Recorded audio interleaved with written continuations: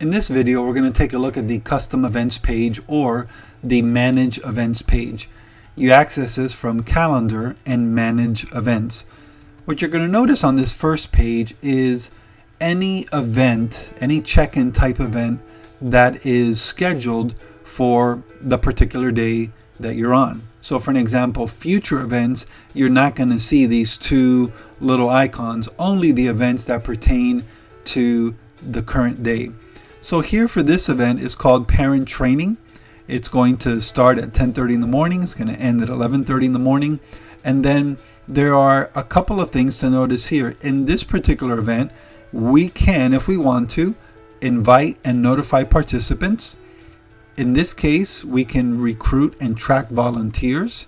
And when there are children involved, the information as far as participants will go to the parents. So this is very important to know. Now, let's say for an example, you've created this training, it's a parent training, and you come here and you click on invite and notify participants. Okay, this is a very important tab, and this is something that we'll discuss on this event details page here. You click on that icon and we discuss it. But for our purposes, for this brief video, what you need to know is it's not required. The other side of that is recruiting and tracking volunteers. You can recruit one volunteer or you can recruit 1,000 volunteers. And again, we'll review those details on these videos within the pages. So let's just look at this section here, the children check-in and check-out. If it's for adults, it's going to be the manage check-in and check-out. But this allows you to see big picture what we're doing. So if you need to add a child or add a volunteer, you would click on this first icon, and then it gives you three different options here to check in by an event barcode, check in by a unique barcode, or check in manually. And all you would have to do manually is begin typing in the name of the child. You click on enter, initiate child check-in, and then you have the information. Once you have a label writer printer hooked up, whether it's a Brother or Dymo printer, then the label will automatically come to you. Now, on a volunteer basis, if you want to check in your volunteers, it's the same thing. Type in their name, click on initiate volunteer, and you see the difference here. It shows up as a volunteer. So this is very helpful. If you need to, for whatever reason, delete the person, click on the X. If you need to send that person a text message or send the parent a text message, and you click on here, you type in the message, to the parent, your child is not feeling well. Okay, if you want to send a picture, you can send the picture, browse and upload the file, and then you just click on send, and that text message goes to the parent or to the volunteer as needed. Okay, if you have multiple events going on the same day, you can click on parent training, and you can, if there are, in this case there's only one, but you would see all of the events here below. Now, if you need to add a parent, there's two ways to do it. You can add a parent here, and then that'll take you to the add a parent screen, or you can add a parent from the main screen that we started.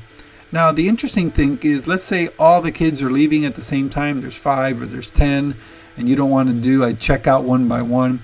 You can come here and check out all, and everyone will be checked out at the same time.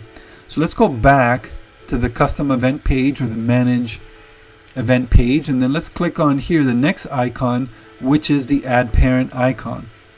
The add parent icon is where you would add a parent or a guardian to the system. So let's say the parent is not in the system at all.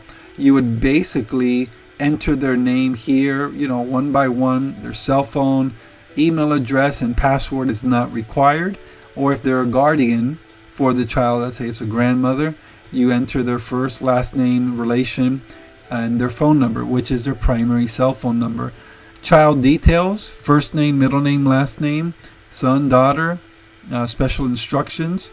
Then just click on more, plus, and then you can add more information. The special instructions would be like if they have any food allergies. Okay, if you need to check in as a guardian, you check this box here. If the person is already in the software, click on Existing.